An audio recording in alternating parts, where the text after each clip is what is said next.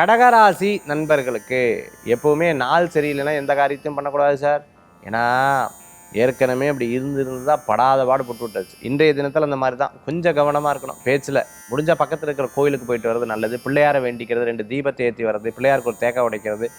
தேங்காய் உடைக்கும் போது ரொம்ப கவனமாக இருக்கணும். சரி, சந்திராஷ்டமத்தன்னைக்கு எங்கேயாவது தேங்காய் உடைக்கும் போது கூட பக்கத்தில் இருக்கிற மேலே படப்படாது.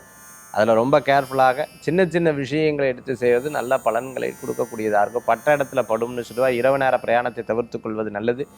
இன்றைய தினத்தில் நிறைய சுவாமியினுடைய நாமம், ஒரு சின்ன டைரி இருந்ததுன்னா ஒரு பேனாவை எடுத்துக்கோங்க. உங்களுக்கு பிடிச்சமான தெய்வத்தினுடைய பேரை ஒரு 108 தடவை எழுதிக்கோங்க. ரொம்ப நல்ல பலன்களை கொடுக்கக்கூடியதாக இருக்கும். கடகராசி என்பர்கள் இன்றைய தினத்தில் வழிபடக்கூடிய தெய்வம் பார்த்துட்டேன்னா பிடியதன் உரு உமை கொல மிகு கரியது வடிகொடு தன தட்டி வழிபடும் அவரிடர் கடி கணபதி வர அருளுனன் மிகு கொடை வடிவினர் பயில்வழி வடமுறை இறையே. பிள்ளையார் வழிபாடு தான் துணை நிற்கும் வழிபாடு.